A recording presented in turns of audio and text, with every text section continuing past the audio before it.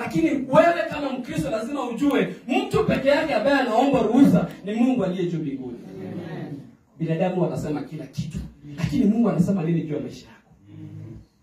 Ukisoma katika hiyo Acts 9:14 inasema, hata hapa an amri itokayo kwa wakuu wa wakuhani, wafunge wote wakuitio jina lako. Yeye alipatiwa ruhusa ya kufunga kila mtu ambaye alikuwa anataja jina la Yesu Kristo. Alipatiwa nguvu na nani? Maandiko yanasema kwamba alipatiwa nguvu na wakuhani, lakini hakupatiwa nguvu na Mungu.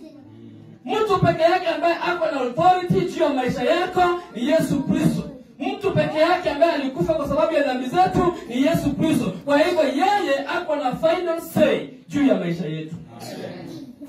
Alipopatiwa ruhusa, ndio huyo ako kwa njia, anaenda pale mstari wa 3. Anaelekea Damascus.